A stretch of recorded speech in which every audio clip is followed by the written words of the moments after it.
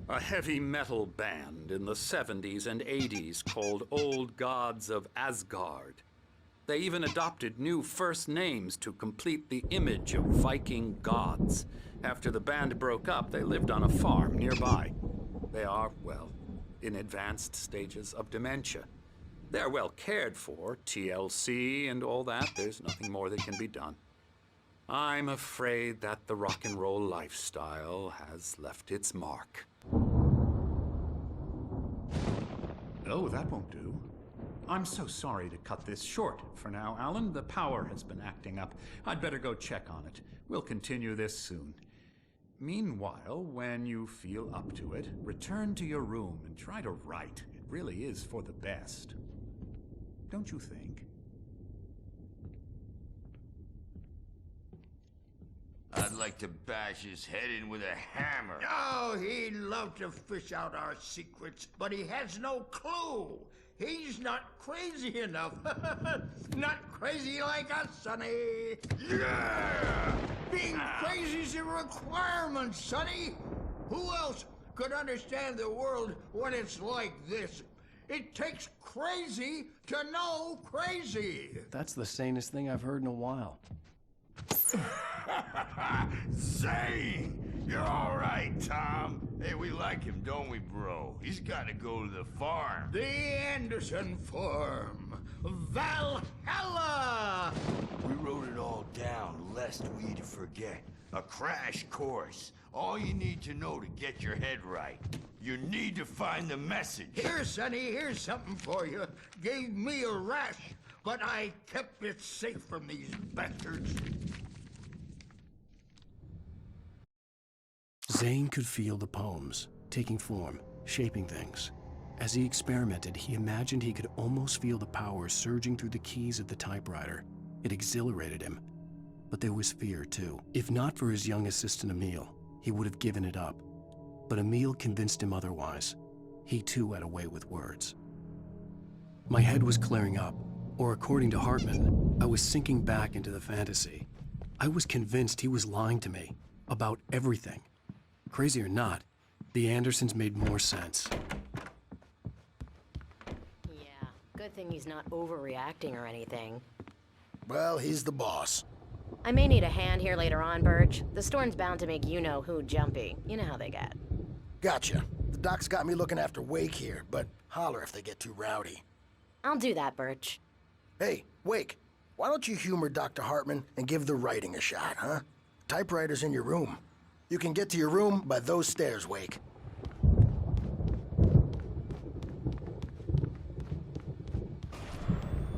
Something's wrong. I'm not myself. It's hard to think that there's a shadow inside my head. I can only focus on writing. Everything else is a blur. I'm trapped in this cabin. Have been for days, but it's always dark outside. My editor is real. I saw her again. She's not human. It's not human. A dark presence is wearing the old woman's face. She was covered in clinging shadows. There's a hole in her chest where her heart should be. I think I've made a horrible mistake. I don't think I'm any closer to saving Alice. It's been lying to me, using me to get the story it wants, and the story will come true.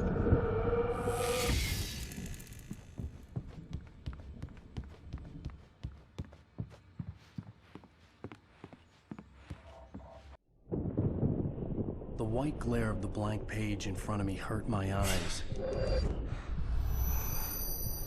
My hands began to shake uncontrollably. Everybody, calm down. Put that down. Bert, I need help. Hey, Wake, you stay here. I'm gonna go see what's up. You just keep doing what you're doing. Be cool, okay?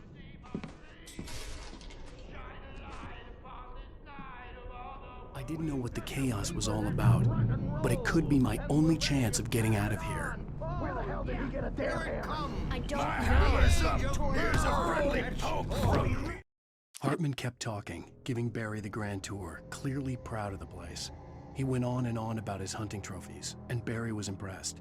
But he was here on business. He raised his voice, cut through the monologue. Hey, Hartman, where's Al? Hartman stopped in mid-sentence, annoyed at the interruption. He nodded at the hulking orderly standing nearby. The man smiled and clapped a practiced hand on Barry's shoulder. Oh, dear wench! Oh, afraid of the crazy brothers, are ya? Not so Sinclair weak looked now, bad. are That we? wasn't a love tap. The crazy old fart hit her hard. And if she was one of Well, Hartman's things are goons, unraveling she had it fast, coming. aren't they? I could get the key to the office room from Sinclair. I had to get to Hartman's office. He had taken all my manuscript pages. That's where he'd be keeping them. Store. I'm taking it. Come out and face the music, Birch. It's time to pay the piper. We're on a comeback tour, baby. Come out and Hammer's Way will have its say. Rise up in their name. Hartman wasn't happy. Mott could see it in his eyes. He quickly lowered his own. He had made a mess of it, and he knew it. The shame of failure was hard to bear.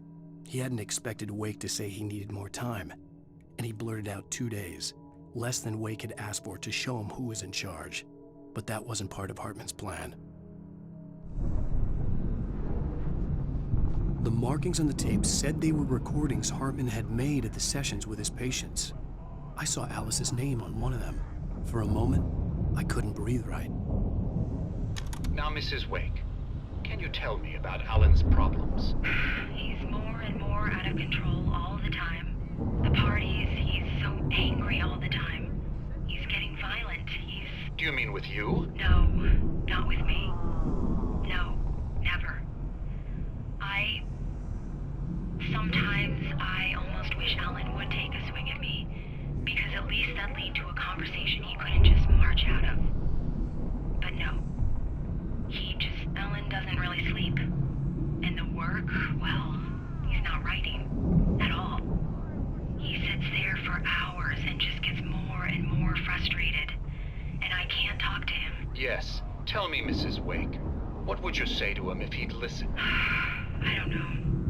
I want to say, I look at you, and it's not you. Just some stranger who resembles you. Looking out from behind your eyes, and I don't like that guy much. And now it's all gonna go to hell. But you don't ever say this. No. I've tried, but he's not listening. He's too deep in his own problems, always going on about something else. I'm so afraid I'm gonna lose him, and we're not even talking anymore. He doesn't let me in anymore. He just keeps me in the dark. I'm so alone here, even when he's home. Please help me, Doctor, because I'm at my wit's end. Well, if you can just get him here, I'll absolutely do my very best. Yeah, but Doctor, you need to be careful with him. He's not just going to listen to you and cooperate. He's the most stubborn man I've ever met. Well, I'll be sure to bear that in mind. Hearing her voice, what she was saying made me happy and sick and guilty all at once. Worst of all, I recognized the words. The phone call from her. It had been a cut-up of this. Just a recording. Rudolph Lane's case is interesting. He was completely blocked, and frankly, I was about to discard him as useless. However, once Wake arrived and started writing, something changed in Rudolph. He's producing extraordinary work, increasingly dark pieces. Unfortunately, he doesn't respond to direction at all, and it's my belief that he's not so much a creator as an illustrator, perhaps, a recorder of sorts. I hadn't considered the existence of such a role before, let alone its implications, but the paintings he has produced are informative. At least he's easily controlled and useful. I wish I could say the same about Wake. It's frustrating that the best subjects are always so damn difficult to deal with. Not buying that. I was tailing Wheeler, and this is the only place he could have gone. That means Wake is probably there too! Agent Nightingale, this is private property, and I will not allow you to disturb my patients. Yeah? I can get a warrant. How would your fragile little patients like that? Oh, I'm thoroughly intimidated by your mighty authority now, Agent. Listen, you smug snob. How would you like it if I busted through this gate and knocked you around a little? Agent Nightingale, first of all, I'm recording this conversation, so you might want to watch what you say. Secondly, you're not dealing with a hick now. I know the law, and if you can get a judge to grant a warrant, I'll be glad to cooperate. But you won't get one. Be advised that any further communications with me are to be made through my lawyer. I don't believe this. Good day, Agent. Yeah.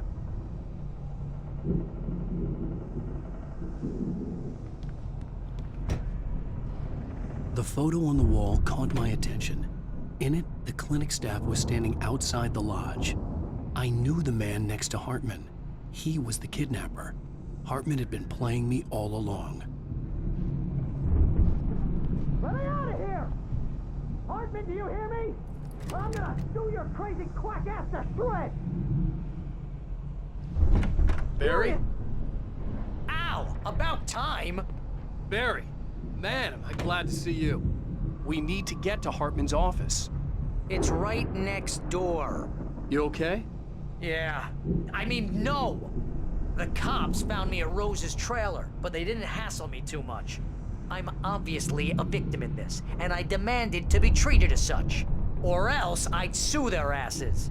Speaking of asses, that Fed gave me a real hard time, but I had no clue where you were. That guy's crazy, Al. But he let me go, and then I get a call from Hartman, that son of a bitch, who tells me you're here, and I should come pick you up, but when I got here, 2 goons clobbered me and stuck me in there. What's with the cutout? I stole it from the diner to piss off Rose after what she did to us. That'll teach her. Yeah, that's a harsh punishment. Come on, pal, we gotta get going.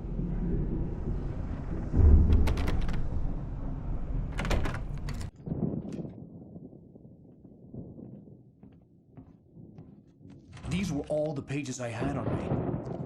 And more.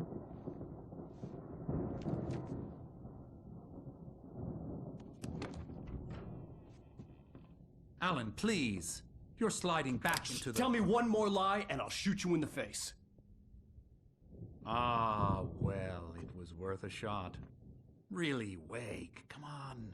Let's work together on this. You have no idea... Hartman, shut up! Barry, get out of here. I'll catch up with you. Get a car. Oh, Al, let's just... Go! Wake, listen to me. This is a mistake. Don't you see? Together we can create something absolutely wonderful. With your ability and mine.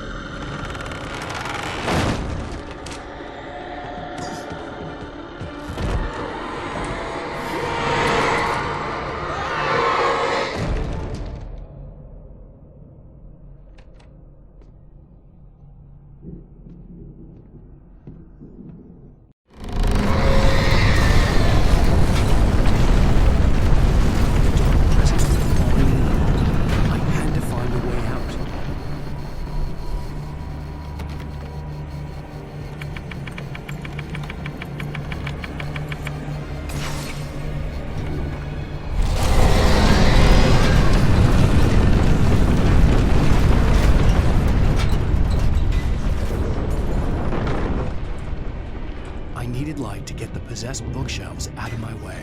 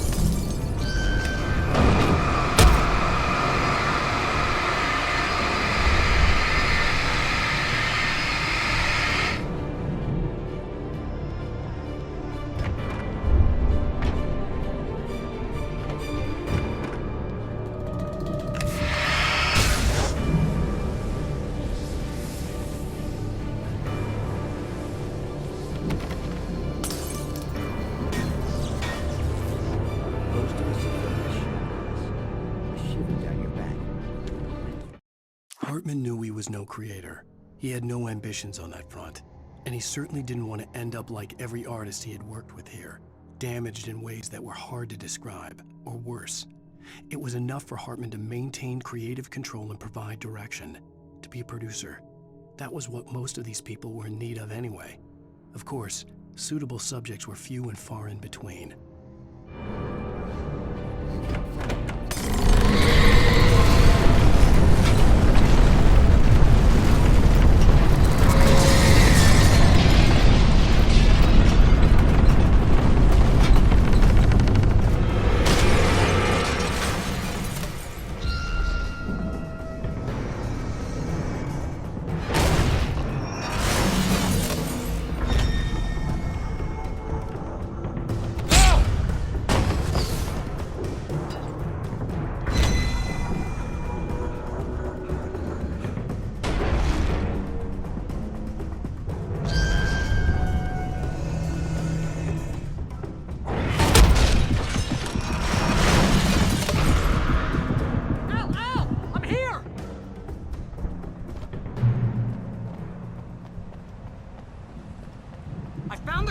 But the gate's locked. You're gonna have to go through the hedge maze over there.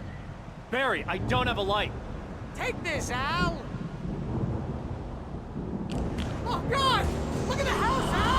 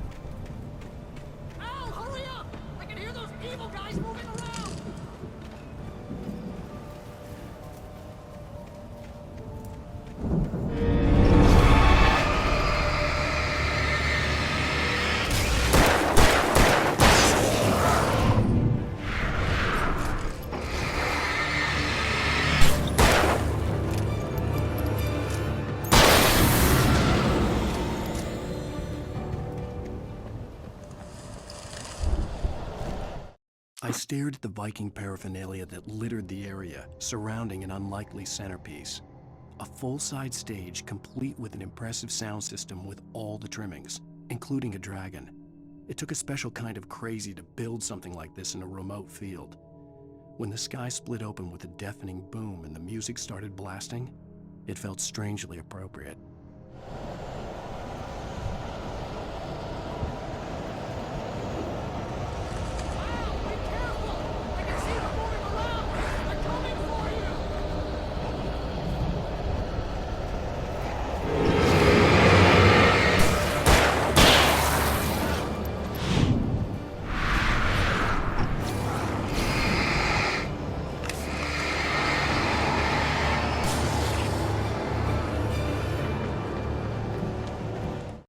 Hartman hurried down the corridor. He had disliked leaving Wake when he was surely at his most susceptible to therapy. But this was not an ordinary storm. Wake had been writing, and he had woken something up in the depths of the lake. Now, it was coming for him. Hartman had naturally prepared for a situation like this. The idiot brothers would keep Wake distracted while Hartman double-checked everything, just to be sure.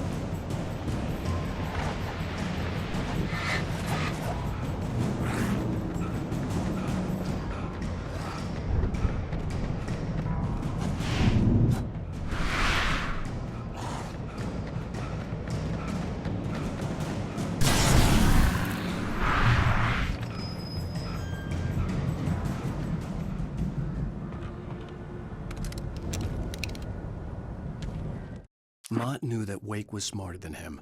Wake had more money, a beautiful wife, everything. And Hartman said Wake was important. That made him better than Mott. But Mott was calling the shots now.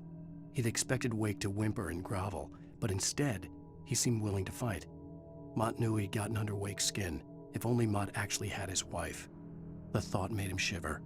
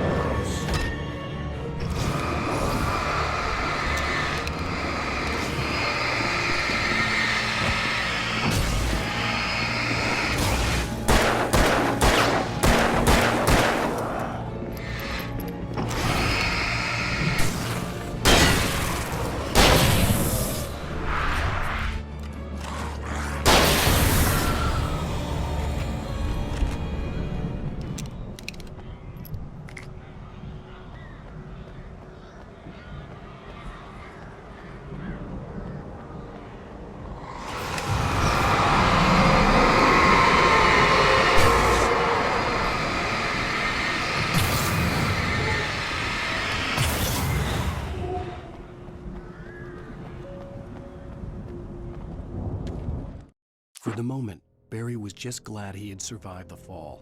He had been separated from Al, and there was no easy way to climb back up. He told himself he'd be okay in the gloomy forest at night. He would just have to wait for a while for Al to find his way down. Barry turned when he heard the heavy footsteps and saw the movement. The man-shaped shadow lunged at him from the bushes, an axe held high. Barry screamed and threw up his hand. The world exploded.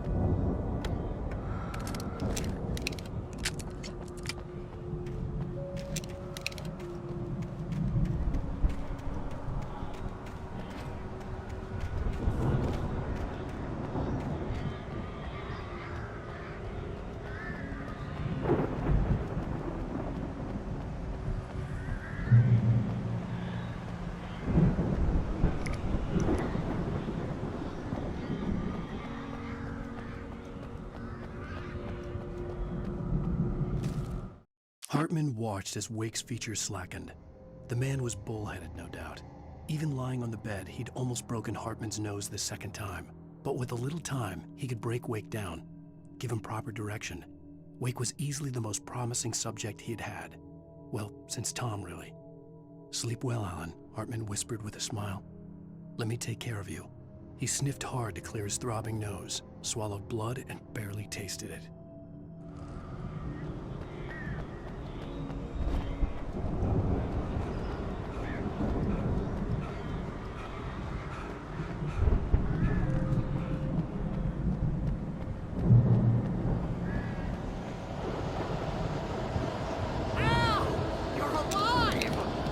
Get out of here. Can you open this gate? Maybe. Barry. Well, I slammed it shut when the nasty showed up, and the key fits kind of loose in the lock, so, Barry! I'll find it! Don't worry about it!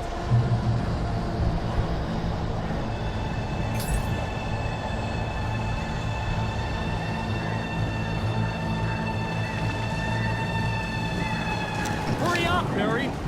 I'm on it! I'm on it!